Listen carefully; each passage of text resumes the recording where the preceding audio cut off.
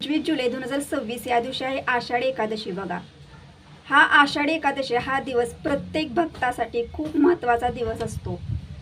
ज्या भक्तांना शक्य असेल असे भक्त फलाहार घेऊन उपवासाचे पदार्थ खाऊन उपवास करत असतात. पण काही भक्त असे असतात की त्यांच्या आरोग्याच्या समस्येमुळे त्यांना उपवास करणं शक्य होत नाही. तर ज्यांना उपवास करता येणार नाही तर अशा भक्तांनी आपल्या घरामध्ये अगदी साधी पूजा सेवा कशी करायची, त्याचप्रमाणे कोणत्याशा महत्त्वाच्या सेवा आपल्याला करायच्या की जेणेकरून आपल्याला पूर्ण आषाढी एकादशीचं पुण्य फळ हे आपल्याला मिळेल. तर ह्याविषयी संपूर्ण माहिती तुम्हाला आजच्या व्हिडिओमध्ये मिळेल. तर तुम्ही हा व्हिडिओ कुठेही स्किप न करता व्हिडिओ शेवटपर्यंत बघा. तुम्ही जर माझ्या चॅनलवर नवीन असाल तर चॅनल लाईक करा, शेअर करा, नक्की सबस्क्राईब करा. चला आता व्हिडिओला सुरुवात करूया. सर्व स्वामी सेवेकरांना श्री स्वामी समर्थ. तर तुमचं प्रियालय या चॅनलमध्ये अगदी मनापासून स्वागत आहे. आषाढी एकादशीलाच बघा देवशयनी एकादशी म्हणून सुद्धा ओळखले जाते. या दिवशी ना ज्या भक्तांना उपवास करणं शक्य आहे असे भक्तजन फलाहार घेऊन उपवासाचे पदार्थ खाऊन नक्कीच उपवास करतात ते. पण काही भक्तजन असे असतात की ज्यांना बीपीमुळं, शुगरमुळं, आरोग्याच्या समस्यामुळं त्यांना उपवास करणं शक्य होत नाही. आता ज्यांना उपवासच करणं शक्य होत नाही त्यांनी सेवा कशी करायची, तर तुम्हाला सांगते की तुम्ही सेवा जी पण करता ती सेवा तुम्हाला फक्त श्रद्धेनं आणि भक्तिभावानं मनापासून करायची आहे बघा. आपलं स्वतःचं आरोग्य सांभाळून आपल्याला पूजा करायची आहे. तुम्हाला जर भले एखाद्या वेळेला व्रत करणं शक्य होत नाही, याचा अर्थ असा नाही की तुम्ही सेवा पूजा करू शकत नाही. तर तुम्ही आवर्जून पूजा सेवा हे घरामध्ये नक्कीच करू शकता बघा.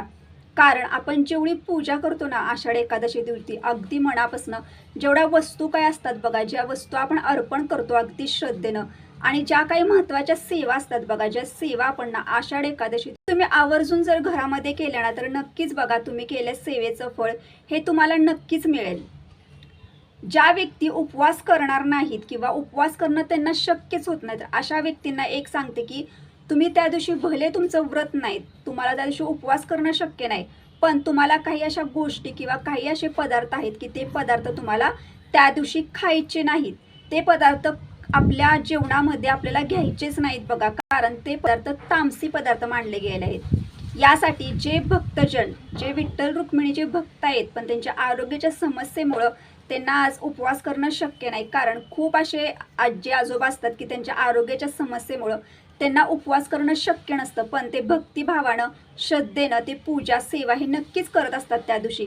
तर अशा भक्तांना किंवा अशा व्यक्तींना मला एक सांगायचं आहे की तुम्ही त्या दिवशी जे पण तुम्ही सात्विक आहार घरामध्ये घेणार आहात बघा, त्या आहारामध्ये तुम्हाला काही असे पदार्थ टाळायचे आहेत. त्यातला पहिला पदार्थ तुम्हाला सांगते बघा. तुम्हाला त्या दिवशी तुम्ही जी पण भाजी खाणार आहात घरामध्ये बनवून, त्या भाजीमध्ये आपल्याला कांदा लसूण वापरायचा नाही. म्हणजेच काय, तर कांदा लसूण नाही, हे तामसी पदार्थ मानले गेले आहेत आणि हे तामसी पदार्थ आपल्याला आपल्या भाजीमध्ये वापरायचे नाहीत. कांदा लसूण न घालता आपल्याला भाजी बनवायची आहे साधी, आणि ती भाजी आपल्याला चपातीसोबत किंवा भाकरीसोबत तुम्ही खाऊ शकता. तर त्या दिवशी आपल्याला जेवणामध्ये अजून एक पदार्थ टाळायचा आहे बघा, तो आहे भात. तर आपल्याला भात सुद्धा त्या दिवशी चुकूनही खायचा नाही. मग त्यानंतर तुम्ही जे पण साधं जेवण असेल, चपाती भाजी, जे पण कांदा लसूण न वापरता बनवलेले असेल ते तुम्ही त्या दिवशी सकाळी संध्याकाळी जरी जेवणामध्ये खाल्लं तरी सुद्धा चालेल. पण भक्तिभावानं श्रद्धेनं पूजा जरी केली ना तरी सुद्धा तुम्हाला त्याचं फळ मिळेल. तर आता सांगते की जे भक्तजन जे उपवास करणार नाही तर त्यांनी पूजा कशी करायची घरामध्ये, काय अशा महत्त्वाच्या वस्तू अर्पण करायच्या आपल्या विठ्ठल रुक्मिणीला की जेणेकरून आपण केल्या सेवेचं फळ मिळेल आपल्याला. काय असे सेवा सुद्धा घरामध्ये करायचे आहेत बघा. तर पहिल्यांदा सांगते की तुम्हाला नेहमीप्रमाणे आषाढी एकादशी दिवशी सकाळी लवकर उठायचं आहे बघा. लवकर उठल्यानंतर आपली जी पण काही कामं असतील ती कामं सर्व करून घ्यायची. आता आपल्या देवघरामध्ये देवांची पूजा आपल्याला करून घ्यायची आहे बघा. तर तुमच्या घरामध्ये जर विठ्ठल रुक्मिणीची जर मूर्ती असेल ना तर विठ्ठल रुक्मिणीच्या मूर्तीला तुम्हाला आवर्जून पंचामृताचा अभिषेक नक्कीच करायचा आहे बघा. आता विठ्ठल रुक्मिणीची मूर्ती ही शक्यतो सगळ्यांच्या घरात असते बघा, पण जर तुमच्या घरात जर नसेल तर आपल्या घरामध्ये बाळकृष्णांची मूर्ती असते किंवा भगवान विष्णूंची मूर्ती किंवा फोटो असू शकतो किंवा आपल्या स्वामींची मूर्ती असू शकते. यापैकी तुमच्या घरामध्ये जी मूर्ती असेल ना त्या मूर्तीला तुम्ही पंचामृताचा अभिषेक आवर्जून करा. सर्व देवांना आपल्याला अभिषेक करून घ्यायचा आहे, सर्व देवांना स्नान वगैरे घालून घ्यायचं आहे. आणि त्यानंतर बघा विठ्ठल रुक्मिणीला तुम्हाला तुमच्या घरामध्ये जे चंदन असतं बघा ते चंदन सुद्धा मूर्तीला वगैरे सर्व देवांना आपल्याला लावून घ्यायचं आहे. त्यानंतर तुमच्याकडे घरामध्ये जे काय अष्टगंध, जे काय हळदी कुंकू वगैरे असेल ते सर्व देवींना वगैरे सर्व देवांना अष्टगंध वगैरे सर्व अर्पण करून घ्यायचं. त्यानंतर स्वामींना श्रीगंध लावायचा, स्वामींच्या फोटोला मूर्तीला हिना तर न चुकता लावायचं. आता हे सर्व आपण करून घेतलं तर त्या दिवशी ना आवर्जून तुम्हाला काही वस्तू असतात बघा, ज्या वस्तू आषाढी एकादशी दिवशी नक्की आवर्जून अर्पण करायचे असतात. प्रत्येक भक्तांना अर्पण तुळशीपत्र आपल्याला विठ्ठल रुक्मिणीच्या मूर्तीला अर्पण करायचं आहे. आता तुम्हाला सर्वांना माहिती आहे की तुळशीमध्ये माता लक्ष्मीचं स्वरूप असतं, म्हणजेच तुळस ही माता लक्ष्मी असते साक्षात. आणि तुळशीला विष्णुप्रिया म्हणून सुद्धा ओळखले जाते. यासाठी आपण आषाढी एकादशीला आवर्जून तुळशीपत्र अर्पण करत असतो. पण ह्याचा अर्थ असा नाही की आषाढी एकादशीला तुळशीपत्र अर्पण करायचंय म्हणून तुम्हाला तुळस तोडायची का तुळशीला स्पर्श करायचा आहे. तर त्या दिवशी ना ज्याप्रमाणे बघा आषाढी एकादशीला ज्याप्रमाणे उपवास असतो ना सर्व भक्तांचा, त्याचप्रमाणे सर्व देवांचा सुद्धा उपवास असतो आणि तुळशीचा सुद्धा उपवास. म्हणजे तुळशीचं तर त्या दिवशी निर्जली व्रत असतं बघा. यासाठी आपण तुळशीला पाणी सुद्धा म्हणजे जल सुद्धा अर्पण करत नाही. लांबूनच आपण तुळशीची पूजा करत असतो, तुळशीला स्पर्श करत नाही. यासाठी त्या दिवशी चुकूनही तुम्हाला तुळशीपत्र तोडायचं नाही. आदल्या दिवशीच आपल्या घरामध्ये आपल्याला बाजारातून तुळशीपत्र म्हणजे तुळस ही आणून ठेवायची आणि ती तुम्हाला आषाढी एकादशी दिवशी अर्पण करायचे बघा. ह्या सर्व गोष्टींची काळजी घ्या आणि त्यानंतरच तुम्ही ही वस्तू, अतिशय महत्त्वाची वस्तू आहे बघा, तुम्ही नक्कीच अगदी मनापासून तुमची जी पण इच्छा असेल ती इच्छा चांगली असावी आणि ती इच्छा बोलून जरी तुम्ही अर्पण केलं ना तुळशीपत्र तरी सुद्धा चालेल. आता त्यानंतर बघा फुलं कोणती आपल्याला अर्पण करायचे. आवर्जून ह्या दिवशी तुम्हाला चाफ्याचं फूल किंवा पिवळ्या रंगाचं जे पण फूल मिळेल ते फूल नक्की तुम्हाला अर्पण करायचं आहे बघा. आणि तुम्हाला नाही पिवळ्या रंगाची फुलं मिळाली, तुमच्याकडे जी फुलं असतील ती मिळाली ती अर्पण केली तरी सुद्धा चालेल. गाईच्या शुद्ध तुपाचा एक छोटासा दिवा आपल्याला आवर्जून ह्या दिवशी लावायचा आहे बघा आपल्या देवघरामध्ये. त्यानंतर दिवा धूप आरती सर्व ओवाळून घ्यायचं, अगदी मनापासून स्वामींना मुजरा करायचा, नमस्कार करायचा आणि त्यानंतर तुम्हाला नैवेद्य अर्पण करायचा. आता ह्या दिवशी तुम्हाला नैवेद्य भाजी चपातीचा अर्पण करायचा नाही.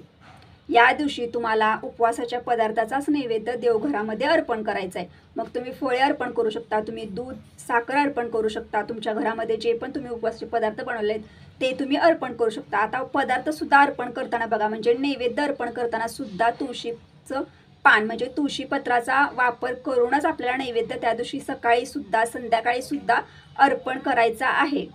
हे सर्व मी तुम्हाला पूजेचं सांगितलं बघा. हे सर्व अगदी मनापासून श्रद्धेनं तुम्ही करा. दिवसभर आपल्याला पूजा वगैरे केल्यानंतर किंवा पूजेच्या आधीपासूनच आपल्याला श्री विठ्ठल विठ्ठल विठ्ठल ह्या नामाचं नामस्मरणात राहायचंय बघा. जेवढं शक्य होईल तेवढं तुम्ही चालता बसता उठता तुम्ही विठ्ठल नामाचा जप नक्कीच करा. कारण आषाढी एकादशी दिवशी ज्या घरामध्ये विठ्ठल नामाचा जप केला जातो किंवा जी व्यक्ती विठ्ठल विठ्ठल विठ्ठल नामस्मरणात राहते त्या व्यक्तीवरती बघा विठ्ठल रुक्मिणीचा कृपाशीर्वाद नक्कीच राहतो. कारण ह्या दिवशी बघा आषाढी एकादशी आहे बघा आणि प्रत्येक भक्तजण किती मनापासून श्रद्धेनं पूजा सेवा करतो हे सर्व विठ्ठल रुक्मिणी हे नक्कीच बघत असतात. त्याचप्रमाणे ह्या दिवशी बघा तुम्हाला पहिल्यांदा जर मी सेवा सांगते तुम्हाला कोणती करायची तर आता ही सेवा तुम्ही सकाळी देवपूजा वगैरे झाल्यानंतर सुद्धा करू शकता.